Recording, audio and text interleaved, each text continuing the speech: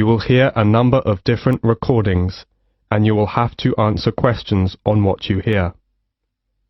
There will be time for you to read the instructions and questions, and you will have a chance to check your work after each section. All the recordings will be played once only. The test is in 4 sections. Write all your answers on the listening question booklet. At the end of the real test, you will be given 10 minutes to transfer your answers from the question booklet to an answer sheet. You should be prepared to do this with the practices. Now turn to Section 1 of Test 3. Section 1. In this section, you will hear a conversation between a student and a job-hunting agent. First look at questions 1 to 10.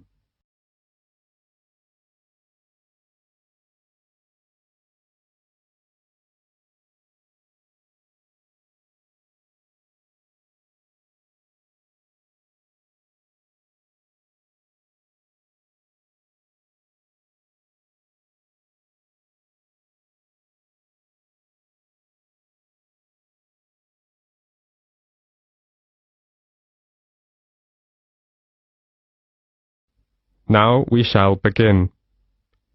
You should answer questions as you listen because you will not hear the recording a second time. Now listen carefully and answer questions 1 to 10. Section 1. Good morning. May I help you? Oh, good morning. Is this the Student Job Center? Oh, yes. I was wondering if perhaps you could tell me a bit about the job. You know, the hotel recruitment program that offers a range of work at the hotels in the area. Of course. Take a seat, please. I'll take you through some of what we have on offer. Thank you so much. Oh, wait a second and I'll get my pen. Okay. The first job is reception assistant at the Parkview Hotel. The Parkview Hotel has quite an international flavour, so you'll need to speak at least 2 foreign languages. Sure. I can speak fluent French and Spanish, so that's no problem. Good. And many guests, of course, travel by car, and you may have to take their vehicles around to the car park, so you will need to have a valid driving licence, and you will not be allowed to do the job if you haven't. Okay, I got that. Right. And they also say that basic computer skills, such as word processing, would be an advantage, although this isn't a requirement. Well, I just got my computer skills certificate, so I have no worries about that. This is quite a varied job, and in fact, I should point out that at certain times of the day, it would involve heavy lifting when guest luggage arrives, or perhaps deliveries come in. Is that okay for you? Well, it's hard to say at this moment, but I'll bear that in mind when deciding whether to apply for this post. Sure. Another job is general assistant at the Lakeside Hotel. To be honest, the pay is rather low, but there are compensatory factors. For example, the hotel will provide you with all your meals while you're working, and they will also train you in all the aspects of the job and then issue you with a certificate, which, of course, could be very valuable to you in the future. Oh, that sounds great. Now, the third job on offer is catering assistant at Hotel 98's smart new premises. As you know, this hotel is popular with exclusive travellers, and so you'll need to wear the distinctive staff uniform, which you're provided with. Don't consider this job unless you're fairly flexible about when you work, as the hotel will require you to work nights for this job, and you will need to travel to and from the hotel, as it is situated just outside the city. Well, I'm afraid I can't manage that because of the lectures. Okay, I get the picture. So, which one will you prefer? Reception assistant at the Parkview Hotel or general assistant at the Lakeside Hotel? Well, I guess I still couldn't make up my mind right now. Can I have a few days to think about and go back to you later? That's no problem, and there are a few things I need to clarify with you. If you would like to apply for one of these jobs, you will need to follow the recruitment process. Mom. So the first thing you'll need to do is to fill in one of these, a personal information form. It's pretty straightforward and should only take you a few minutes. Once you've done that and handed it in, we'll give you a questionnaire about your skills. We then look through the information about you and pass on our recommendations to the relevant hotel. Yes, sure. You will then proceed to the next step of the process and attend a general course of training. This is designed to be helpful and realistic, so an important part of the course is role-play activities. That sounds interesting. Yes, indeed. And after that, the final step is that you will be contacted by the hotel you're going to work for, and they'll post you a video about themselves and the work involved. Watching this will constitute further and specific training for your job. Oh yes, I think I'm very clear now. Thank you for helping me. It's a pleasure. Bye. Bye. This is the end of section 1. You now have half a minute to check your answers.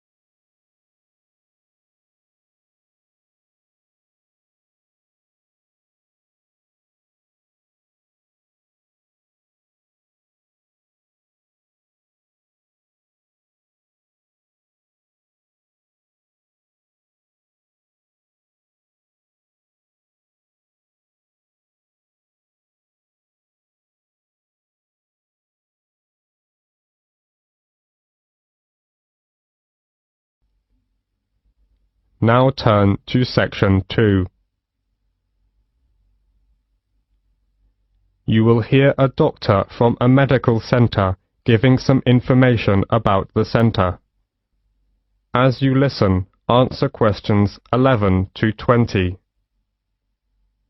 First, you will have some time to look at questions 11 to 14.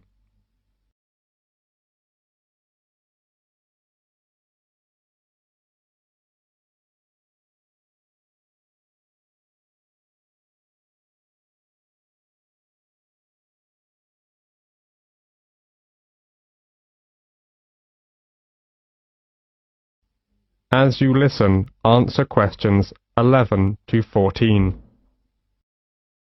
Section 2. Good morning, everyone.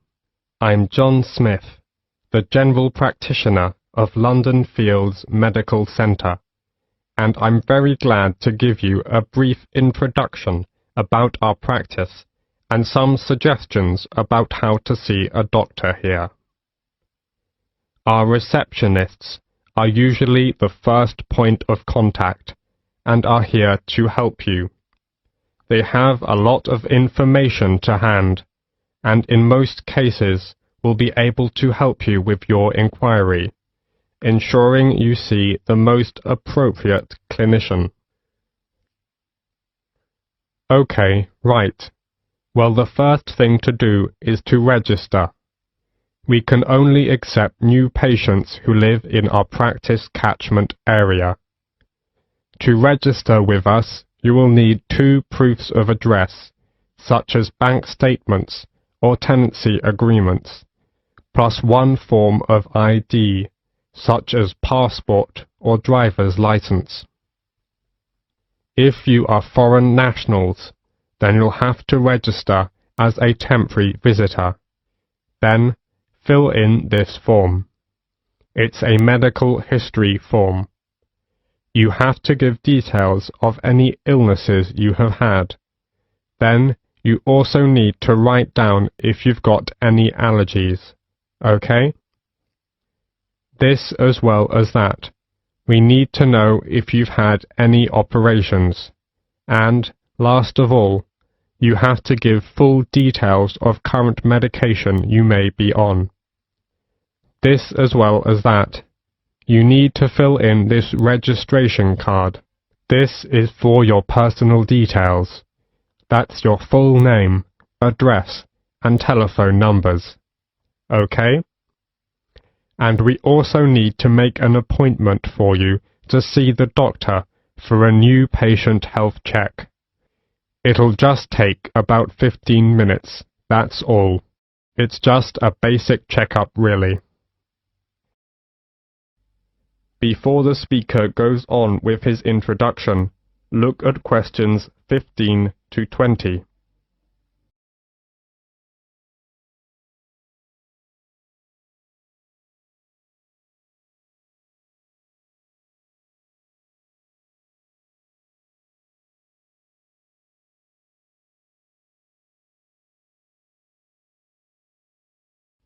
Now listen to the continued talk and answer questions 15 to 20 by choosing the appropriate letters. Okay then, let me tell you something about the health centre. We have 5 GPs here, general practitioners. We also have a practice nurse who looks after minor injuries. She can also administer some treatments. We also have a chiropodist. That's a foot specialist. She's private, which means you have to pay for the service, unless you're over 65. If you want to see a doctor, you have to make an appointment first. Please call our main switchboard number on 0207 923 8100 to book an appointment at either our main practice or one of our branch surgeries. You can also email for an appointment on londonfieldsmedical@nhs.net. Urgent cases are seen on the day. If your condition is non-urgent, you can expect to see a GP within 2 working days, though you may have to wait longer if you want to see a particular GP. If it's an emergency, you'd better come straight here to the centre. One of the doctors can usually see you. Or you can go to the emergency department at the hospital in town. If you are very sick, you can ask for a home visit as well. On Friday afternoons, we have an open surgery, which means you can come along and just wait to see a doctor. But you may have to wait for several hours. So it's much better to make an appointment and come at the specified time. Usually, when you see a doctor, you'll be given a prescription for medicine, which you need to take. Or you can choose to go to a pharmacist in a chemist's shop. If the doctor decides that you will need the medication for a long time, you will be given a repeat prescription form. This allows you to get a further supply without seeing the doctor again. You simply leave the repeat form here a few days before you need it. Then you pick up the medication at the chemist's. Oh, you may wonder how much this all costs. Well, there is no charge for seeing a doctor. You can make an appointment any time to see one of our doctors, and it will not cost you anything for the consultation. However, you need to pay for the prescription, and the cost varies with the medicine, but it's usually just a few pounds.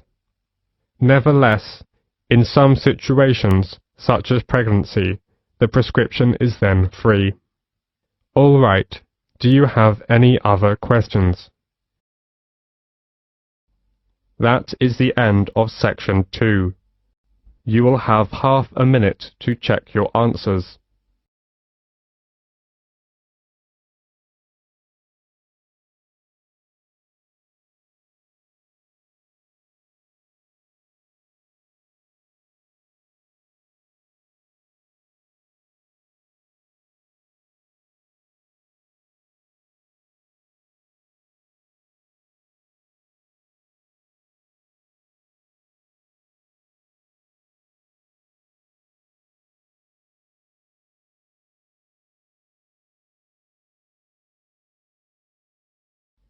Now turn to section 3.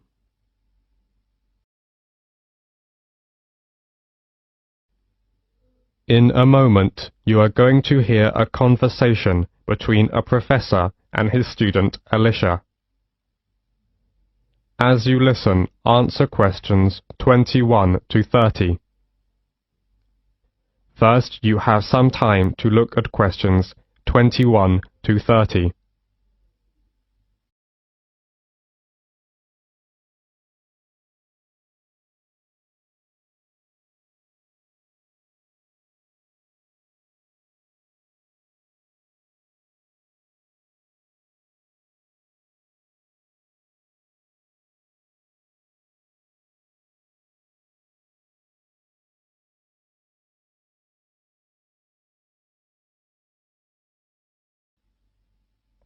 Now, listen carefully to the conversation and answer questions 21 to 30. Section 3. Until recently, we knew almost nothing about how important bees are in maintaining natural diversity. Now we know more about them. We know, for example, that bees fall into 2 categories: wild bees and domesticated honeybees. A main reason for the domestication of bees has always been the production of honey and beeswax. We also know that honeybees are the dominant pollinators. In addition to bees, wasps, moths, butterflies, flies and beetles, as many as 1,500 species of bird and mammals serve as pollinators. Many crops of commercial importance, such as almond, cherry, avocado pear, watermelon, cucumber, rely on pollination by insects, and of these insects, bees are by far the most important. Animals and insects provide pollination services for over 3/4 of the stable crop plants, and for 80% of all flowering plants in the world. The economic value of animal pollinators to world agriculture has been estimated to be $200 billion per year. Pollination is one of nature's services to farmers, so think about this. If you eliminated the pollinators, it would take the food right out of our mouths. We biologists never imagined we'd see the day when wild plants or crops suffered from pollinator scarcity. But, unfortunately, that day has come. In fact, farmers in Mexico and the US are suffering the worst pollinator crisis in history. So, what happened? Any ideas? Alicia? It is, because of natural enemies? I read something about a kind of parasite that's killed lots of bees. It's true. An outbreak of parasitic mites has caused a steep decline in North American populations of honeybees. But parasites aren't the only factor. What about the pesticides used on farms? All those chemicals must have an effect. Most definitely, yes. Pesticides are a major factor. Both wild and domesticated bees are in serious trouble because of pesticides. In California, farm chemicals are killing around 10% of all the honeybee colonies. Agriculture in general is part of the problem. Another example is the monarch butterfly. Millions of monarchs from all over the US and southern Canada fly south every year in late summer. The monarch is the only butterfly that returns to a specific site year after year. Unfortunately, the herbicides used in the milkweed in the Great Plains are taking a toll on monarchs, and fewer of them are reaching their winter grounds in Mexico. In a recent field study at Cornell University in the US, it was found that monarch butterfly caterpillars eating corn-toxic pollen blown onto milkweed plants near cornfields had suffered significant adverse effects, leading to death of nearly 20% of the caterpillars. Wow, 20%! That's so tragic. And it's more than that. There are over 1,500 species of butterflies in the Indian subcontinent, but their population is dwindling because of environmental changes.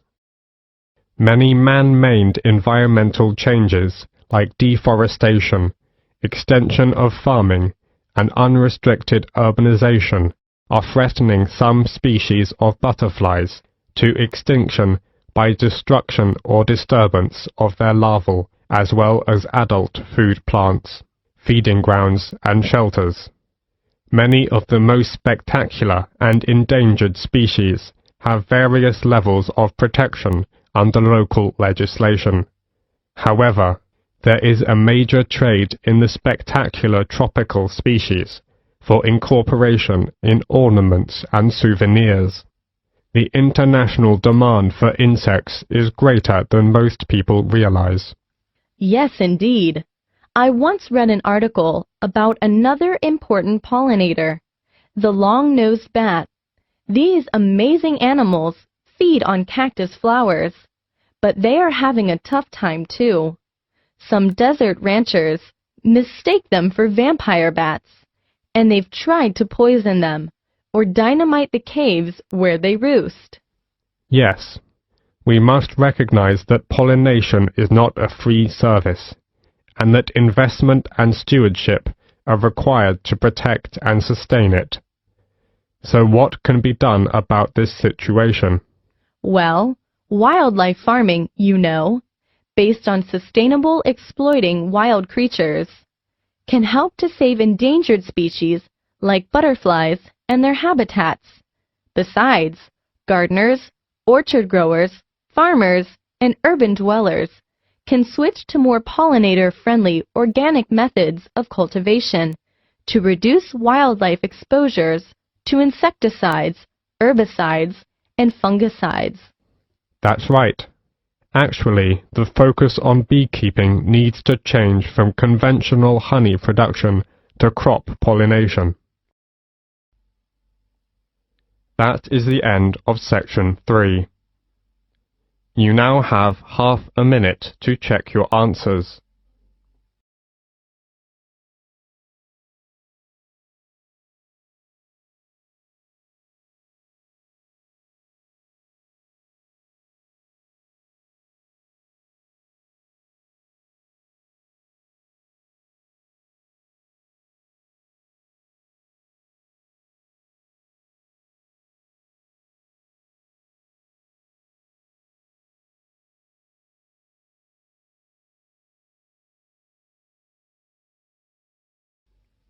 Now turn to section 4. In a moment, you are going to hear a talk about movies. As you listen, answer questions 31 to 40. First, you have some time to look at questions 31 to 35.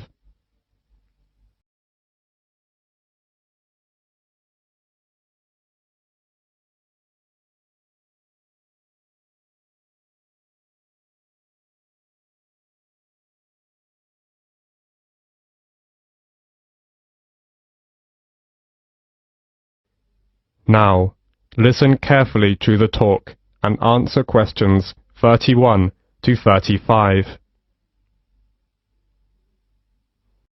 Section 4. The London Eye. Today I want to focus on some of the major sites that attract tourists to cities, and I am going to begin with the London Eye. The London Eye is London's newest major tourist attraction. It is a huge wheel designed to celebrate the millennium year 2000, so it's also known as the Millennium Wheel. It stands at Millennium Pier on the south bank of River Thames, close to the south end of Westminster Bridge, and within an easy walk of the Houses of Parliament and Big Ben. Though it looks like a huge Ferris wheel, the London Eye is no fairground thrill ride, but a slow and stately way to experience London in a unique way. The London Eye is the UK's most popular paid-for visitor attraction, visited by over 3.5 million people a year. The Eye was built between 1998 and 2000. It seems remarkable that a site that has so quickly become a symbol of modern London has been around for such a short time. It took fully 7 years from start of the design process to create the Eye. It was intended to stand for only a few years, but it proved to be such a popular attraction that the decision was made to make the wheel a permanent feature of the London landscape. The Eye was sponsored by British Airways, and for several years after opening, it was referred to as the British Airways Millennium Wheel. Today the London Eye is under the ownership of the London Eye Company, a subsidiary of Merlin Entertainments Group Company. Constructing the Merlin Entertainments London Eye was a massive challenge. It's the tallest cantilevered observation wheel in the world, rising high above the London skyline at 135 meters. It was a piece of daring innovation and revolutionary design, which combines the best of British design, architecture, and engineering with an exceptional team of experts. Before the talk goes on, you have several seconds to look at questions 36 to 40.